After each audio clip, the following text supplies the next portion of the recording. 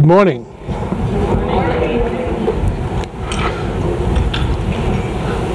This is our 12th time. You know, when we first started doing this, I had a daughter who was, at the time, 2 years old.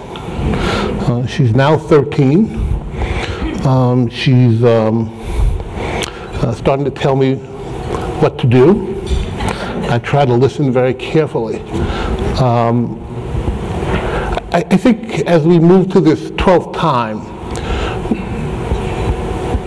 we want to try to do something a little bit different. First, I should introduce myself. For those who don't know me, I'm Gary Puckrein. I'm president of the National Minority Quality Forum. And for the last 11 times that we've done this, we've paid a lot of attention to listing problems, enumerating the challenges. This year, as you look at the agenda, we are trying to solve two big problems and beginning to lay the groundwork for a future. The big problem is that we do not have a lot of minority-centered patient advocacy organizations. When you look at the landscape, I'm privileged to be in Washington, so I attend a lot of health policy meetings.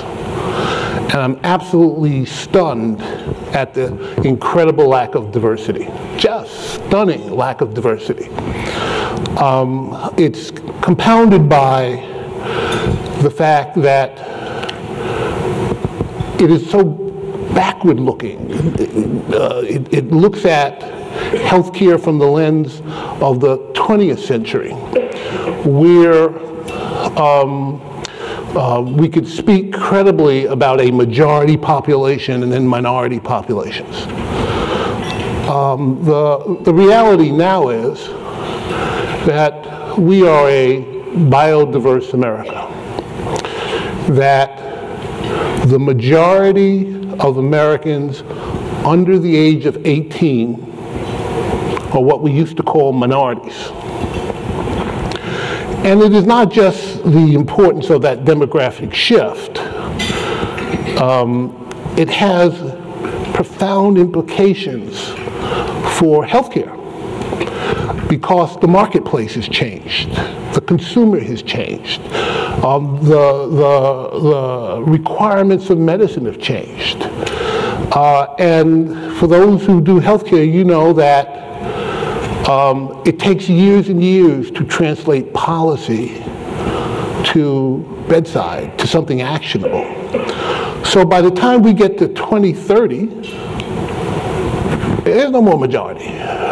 We're wrestling with the issue of diversity. And I sit in meetings all the time and I raise my hand and I say, well, how does that policy impact diverse populations? As if I said a bad word. The silence is stunning. So one of the things that we want to try to do here, and as you look at your addendum, we're starting to pull together in therapeutic areas patient advocate voices. And so we'll talk about it at this meeting today. And what we want to try to do after we leave the meeting is to reach out to you and ask you, will you be part of this alliance tackling a problem? And we think that the best way to tackle them, to bring alliances together, is to actually do something, not to talk about it, but to take very particular problems that we see in minority communities and deal with them. You know, the tendency these days, we talk about health disparities from the Hackett Report in 1984. But if anyone who read W.E. Du Bois's The Philadelphia Negro in 1898, you would have known there were disparities there. If anybody knew the history of Booker T. Washington in 1915, you know that he organized Negro Health Week in 1915 to deal with health disparities. The difference between those generations and this generation is we are part of the body politic. We have the right to vote. We have to use that vote. And part of patient advocacy is to use our voice, African Americans, Hispanic, Asians, Native Americans, to make sure that our communities survive, that we have the ability to provide quality lives. So that's our big agenda. That's what we want to try to start that conversation with you today. We don't want to walk out of here with another list of all the bad things that are happening to diverse populations out there. It doesn't do them any good, doesn't do you any good, doesn't do our future any good. And I'll stop here with this one final point to show you the urgency of the matter. Right now, today, 38% of everyone with diabetes in the United States is minority, right? By the time we get to 2030, 46% of everyone with diabetes will be African American, Hispanic, Asian, and Native American. Today, if you include hospital readmits, 60% of those minorities are going to the hospital for diabetes, it's an underlying condition, every year.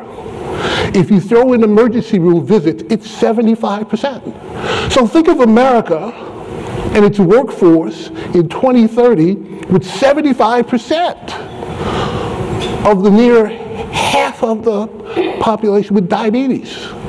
Well, you can't do that. I mean, you fundamentally can't have a society that looks that way.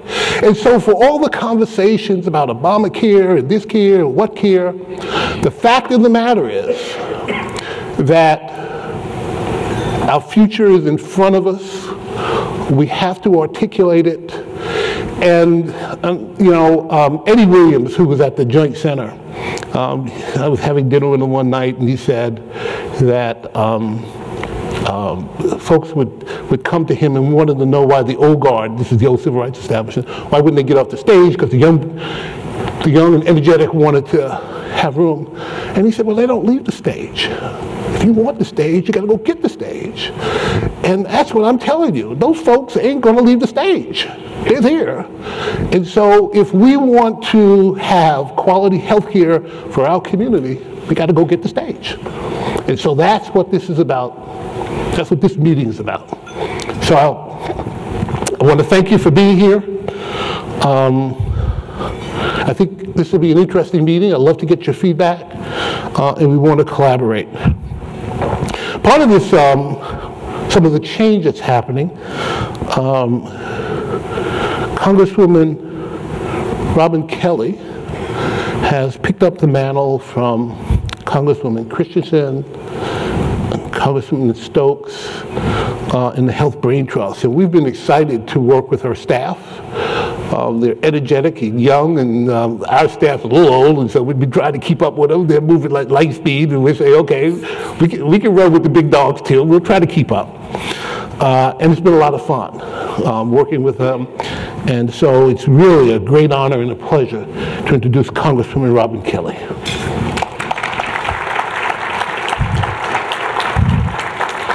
Good morning and thank you. I'm happy to be here with Dr. Puckrein to welcome all of you.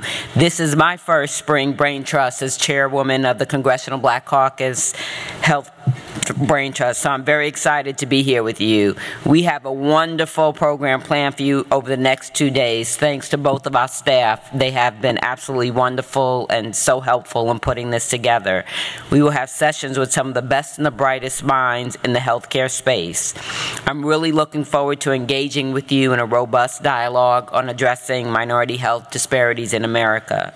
I'm also looking forward to meeting you and learning how we can work together to achieve health equity equity. We do take the Braintrust on the road. I was already in North Carolina. In May, we will be going to Los Angeles and Oakland to discuss AIDS. And then in, I believe, June, I will be going to Denver because it's Men's Health Month, and we'll be working with the mayor of Denver. So if you represent any of those places, please come out and join us.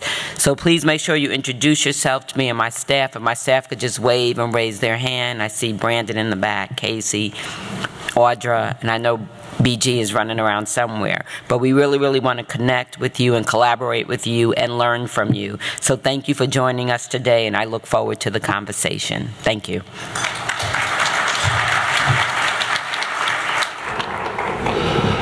I'm going to ask Dr. Lawrence Saunders, the President of the National Medical Association, to come up and bring greetings. Thank you very much. Good morning, everybody. Good morning. First, I want to thank Dr. Puckrein and Congressman Robin Kelly for inviting me. I am honored to stand before you as the 115th President of the National Medical Association. And I also want to recognize several of our members and past presidents and our President-elect who are here, Dr. Randall Morgan and Dr. Sandra Gaston, who are past presidents, and Dr. Edith Mitchell, who is the President-elect of the National Medical Association.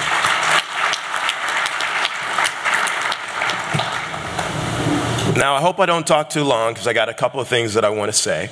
I want to really share a couple of things with you. I want to tell you a little bit about the National Medical Association and why I think it's important that we are here. I want to talk about the public policy priorities for the National Medical Association, and then I want to leave one thought with all of us about something that we can all do on this march to health equity. And I'll try to make this relatively short. The National Medical Association was founded in 1895. And for more than 115 years, it served to bring together men and women of African descent who were engaged in the practice of medicine. Initially, dentistry and pharmacy were part of our group. And today we build on that same tradition of bringing African American men and women engaged in medicine together for the purposes of support, renewal, education, and advocacy. We represent the interest of all African American physicians in this country and the patients that they serve. So we're committed to working with each of you on this journey to health equity. Now, I want to say thank you to Congressman Kelly and to the rest of Congress for really helping us together take the sustainable growth rate formula off the table. And also for extending the funding for the Children's Health Insurance Program. And I know how hard it is to, I believe I know, I'm not a congressman, I'm not there, but I get to see it on TV. I know how hard it is to do bipartisan things in this Congress, and so I have to take my hat off because I think this is a historic bipartisan effort. But more importantly, I think it sets the stage for a bipartisan commitment to achieving better health care at lower costs with better health outcomes for all Americans. And I believe we're well on that path. And with that, I think that it's very important that when we talk about better health care and better health outcomes, that we recognize that quality and outcomes are extremely important. Quality is defined as health care that's safe, timely, effective, efficient, patient-centered, and equitable. And when we talk about quality and outcomes, and as we make this move from volume to value, one of the tools that we are looking to use is the whole idea of more transparency around outcomes and more transparency around quality. Evidence-based guidelines and new payment policies are clearly ways that we want to accomplish that. Now, in talking about how we get things done and how we move forward, I think we need to look at the process of evidence-based guidelines and quality measures to make sure that the transparency is not misleading. Evidence-based guidelines and new payment models must take into account the complexity of caring for patients with disproportionate burdens of disease. because of long-standing health disparities. Now, let me try to make that a little bit clearer, and I'll tell you a story. I'm going to compare two patients. Both live in my state of Georgia. Right? Let's just imagine this for a moment. One patient is a 60-year, and they both need knee replacements. All right? Can you follow the picture? One patient works as a machinist. He gets his insurance through his employer. He's got a strong family support.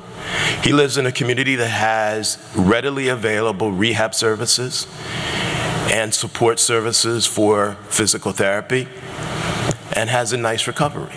Now let me take the other patient who lives in Georgia as well.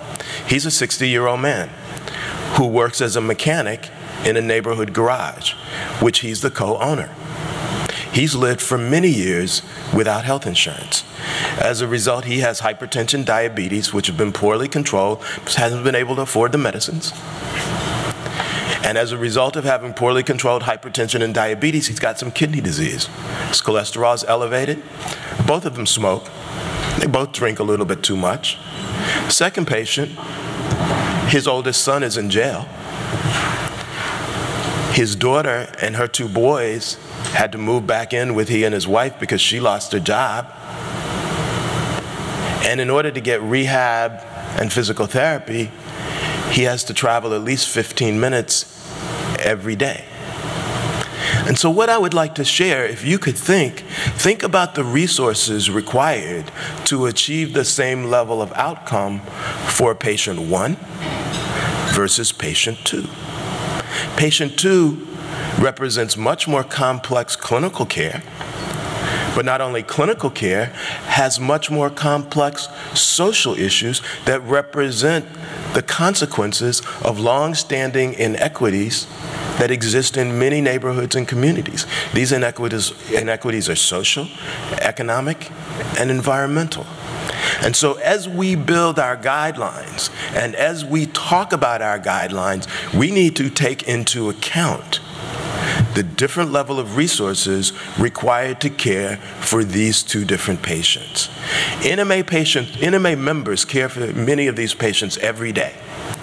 But most of our members care for patients like patient number 2, who live in neighborhoods who have borne the burden of long-standing inequities that are social, economic, and environmental. And if we are really committed to assuring access or sustaining access to excellence in medicine, to make sure that every American gets the benefit of better health care at lower cost with better health outcomes, then we need to make sure that our efforts around reporting are not misleading and that really reflect the level of complexity and care that's required. So those are our two of our clear health policy priorities at NMA, that guidelines and reporting measures incorporate what is required to take care of patients with disproportionate burden of disease. I'm going to leave one more with you. My patient who lives in Georgia would benefit if my state would just expand Medicaid. So together, we have to work to make sure that every state in this country expands Medicaid. Because expanding Medicaid extends the benefit of health insurance to every American, to many Americans who work every day and don't have children, but don't make enough money to purchase insurance on the exchange. Now, I said I'd leave one thought that we can all do to move toward health equity. One of the best lessons I learned in medical school from a professor that I will always kind of have a special place for is not the medicine, but the best thing that we can all learn to do is learn to listen. To listen to our patients every day as health professionals. And what Dr. Brittingham would say is that you have a responsibility to learn to listen to your patient because they know more about the disease than you do. And if you listen long enough, you can learn to care for them as well as to care about them. And in that, you can learn what is necessary to address the needs of that patient. So by listening to patients, we can move toward better health care, one patient at a time. But I would challenge us not only to listen to our patients as individuals and deliver value to individuals and families at the patient level, but I would challenge us to listen to our patients at the aggregate level of neighborhoods. Because when we do that, we can find the ways to address those long-standing inequities of economic, environmental, and social problems that we refer to as the social determinants of health, which together with better health care, addressing social determinants, we can move toward health equity and sustain a journey to health equity that all Americans benefit from good health and take advantage of opportunities that are available to us. And so I want to thank you for the opportunity. As president of NMA, it was a privilege to have the opportunity to kind of set the stage here and share with you our priorities and hopefully challenge each of us to continue and work hard on this journey to health equity, because it is important to all of us as Americans. Thank you very much.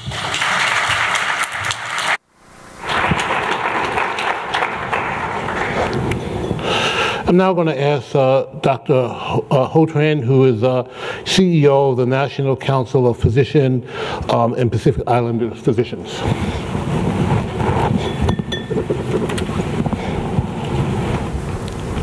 Thanks, Gary. Thank you.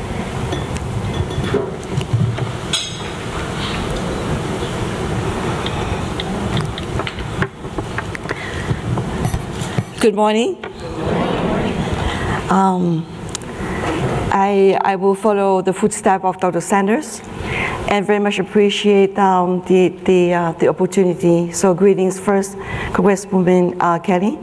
I'm very honored to be here, and thanks for the invitation.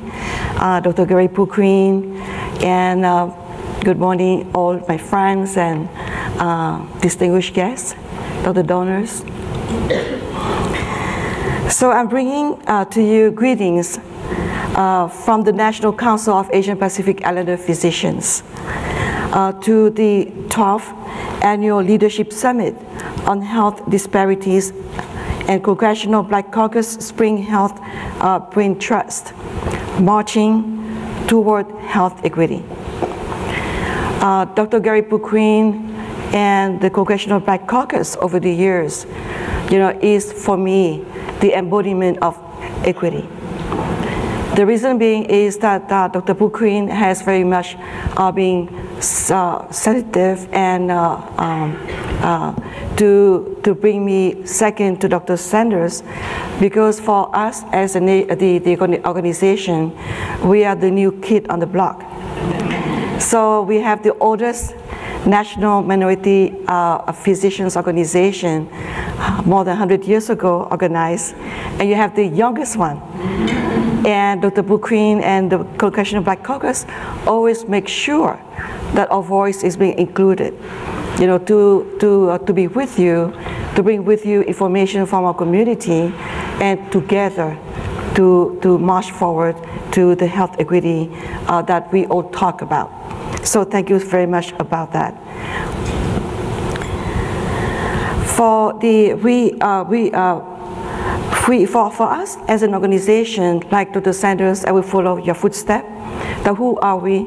So we are organized as physicians, Asian physicians, Native Hawaiian and Pacific Islander physicians, that we advocate, that we come together.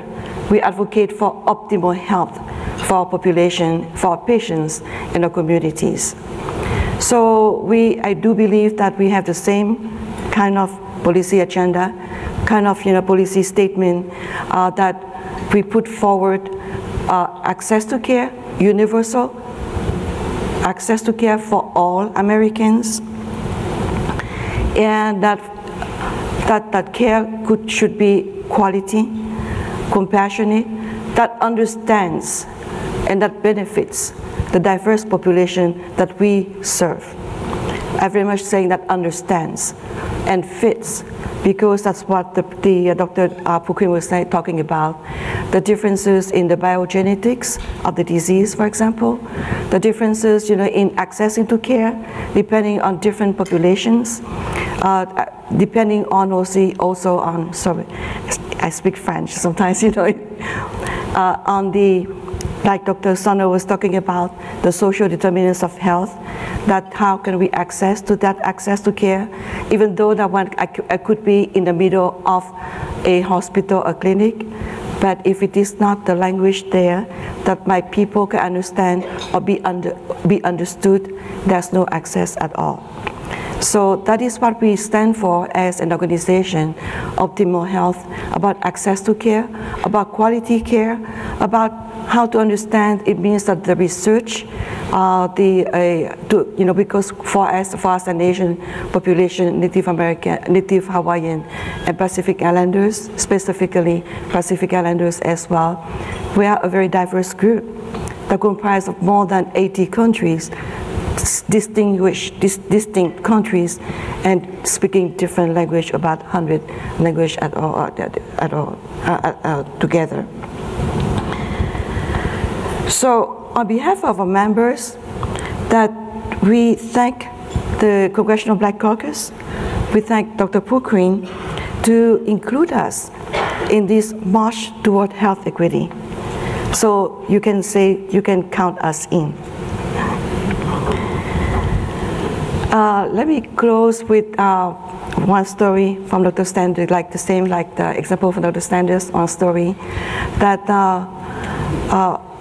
I came as a refugee from Vietnam, and that with the work that I've been doing over the last 20 years, I have been crisscrossing the country from north, south, east, west, midwest, that I have witnessed discriminations, I have witnessed inequities, and at the same time I have witnessed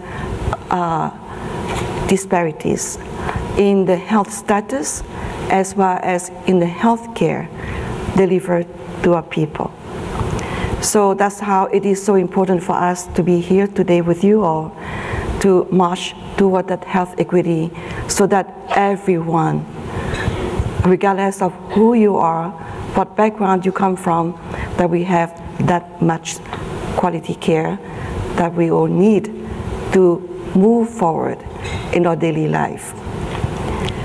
Last but not least, I came from, as I said, from Vietnam. English is my second language. Sometimes 20, 30, 35 years ago, I couldn't make myself understood, either depending on my accent or depending on my culture, that I was not enough, speaking out loud. So one day I went to Walgreens in Chicago. I live in Chicago, Osco, and I was asking the salesperson to help me find the magnificent glasses. After main explanation of what I want to, and finally he was saying, you want to buy the magnifying glasses. So I can tell you that from that day, that I see life and through my magnificent glasses. And I wish that all of us, we could march toward the health equity through these magnificent glasses. Thank you.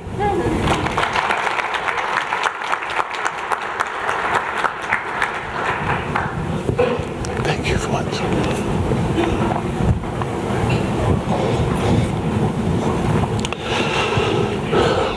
I'm now going to ask Dr. Barbara Hutchinson, the incoming president of the Association of Black Cardiologists, to bring greetings.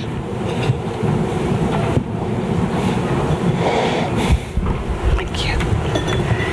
I say top of the morning to you, and as the president-elect of the Association of Black Cardiology, I bring you greetings today on behalf of our board of directors, our members, our staff. Today, our president, Dr. Isilma Fergus, is just returning from a medical mission, so she's unable to be here today. Thank you again for joining the National Minority Quality Forum and the Congressional Black Caucus Health Braintrust. This year's conference, which is the 12th year, this year we plan to take a solutions approach to achieving health equity and eliminating health disparities. Within the last 2 weeks, the Association of Black Cardiology, the International Society of Hypertension in Blacks, the clinical community, the research community, the academic communities, the African American community, the urban and underserved community, we lost two amazing warriors, Dr. Elijah Saunders and Dr. Levi Watkins. Their accomplishments and accolades are too numerous to count. But I would like to pause here, and I'd like you to join me in a moment of silence.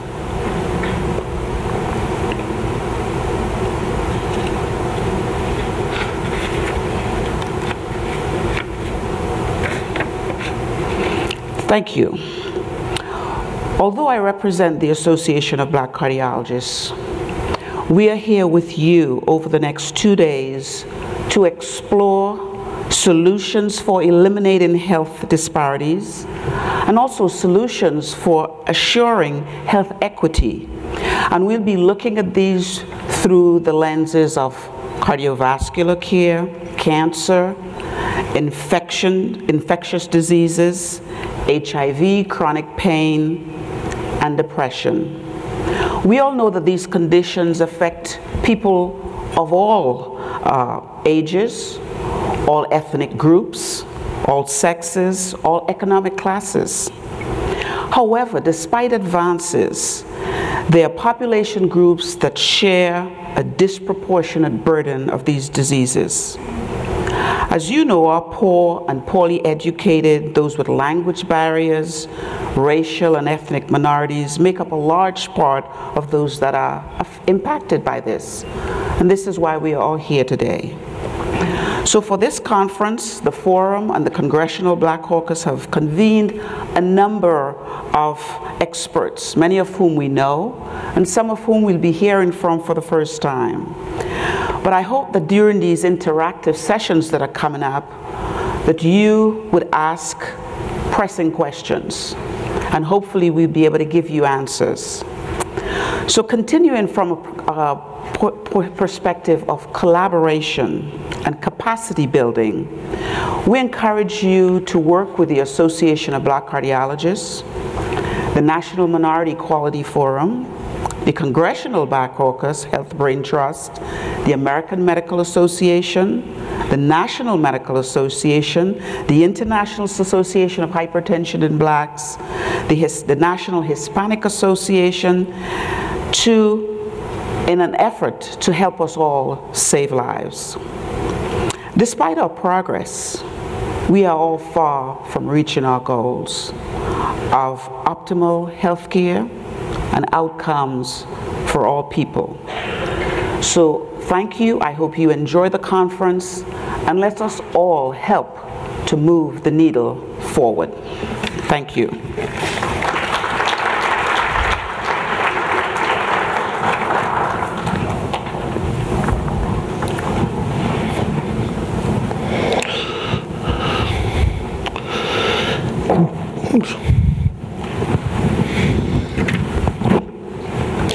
Finally, I want to ask Dr. Julie Goonewardene to come up and bring greetings from the American Medical Association.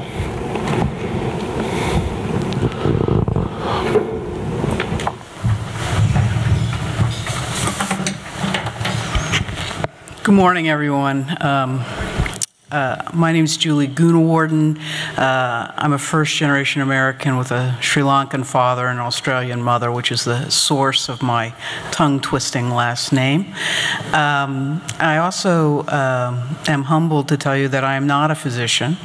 I am the public member. I am your patient. I am the public member of the Board of Trustees for the AMA. And I'm here to welcome you on behalf of the AMA to express our delight in being here and our commitment to being your partner. The work that is going to be done here today is so very, very important. And we've talked about the rise in the changing demographics of this nation, and yet these terrible health disparities still exist. What I'd like to talk to you for a few minutes about is what I consider to be the new AMA, the ever-changing AMA, the inclusive, innovative, more nimble AMA. And in the spirit of getting onto the solution side of this equation, I'm going to talk to you about a couple of programs that we have going. We have a new strategic plan, and one of our focus areas is improving health outcomes. This is a sweeping initiative. We have put our money where our mouths are, and this is a multi-year, multi-million-dollar endeavor. And we know we are stronger with our partners, and we are seeking to create specific improvements in the number of adults who have blood pressure that is uncontrolled, unacceptable blood glucose levels, and don't have their lipids controlled to the level that they should be. We also believe that these factors target cardiovascular disease and type 2 diabetes, which we've also talked about this morning. And as we've heard, if we are successful in these endeavors, we can have a remarkable positive outcome for this country. At the AMA, we call these moonshot goals. The tragedy of our country is that these diseases disproportionately affect minority, soon-to-be majority populations. In our efforts, we are partnering with the U.S. Department of Health and Human Services Million Hearts Initiative, the Centers for Disease Control and Prevention, the National Diabetes Prevention Program. And we're also, as we also heard today, aggregating at the community level. We're partnering with the AMA and developing community-based programs. The YMCA in particular has implemented evidence-based diabetes prevention programs based on a model that has reduced the risk of developing type 2 diabetes by 58% in adults with prediabetes and as much as 71% by those over age 60. The YMCA program is part of the CDC's National Diabetes Prevention Program, and the Y is participating in a grant-funded program that allows Medicare-eligible adults in 17 communities to attend at no cost. And the AMA is also partnering with the Y to help get as many Medicare participants as possible into this program. In terms of hypertension control, the other plague that we've talked about today, we've developed something we call the MAP for the optimal hypertension control. MAP is an acronym for Measure Accurately, Act Rapidly, and Partner with Patients to Promote Self-Management. We have compiled a checklist for each element of the MAP. Our pilot clinical sites have helped develop and test these checklists and have helped us refine, easy for you to say, the MAP framework. We're already working with the Quality Innovative Network National Coordinating Center to spread our MAP partner framework.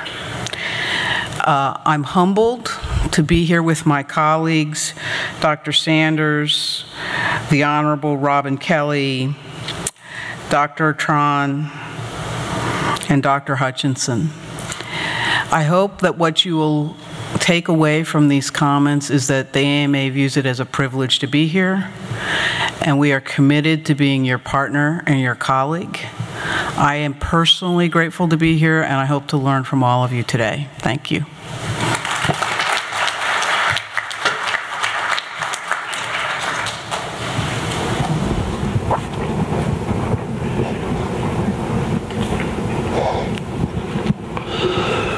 So not unusual, we're running a little behind, so I'm going to get us to our sessions immediately. Chris Irvin, are you here with us? The CME programs are going to be next door, so if you're going to join us for the CME, I ask you to wander that way. In our plenary session, if we can get the next speakers to come up. I want to thank everyone of the panel for their words. I think you heard some reoccurring themes for them about the growing diversity and the need to meet the challenge and what the various organizations are working through. So hopefully the course of the day we can follow through on those themes and come up with a plan. So let's get on to our next session. Thank you so much. Thank you so much. Great, great, good. Okay. Oh, want to do a quick photo.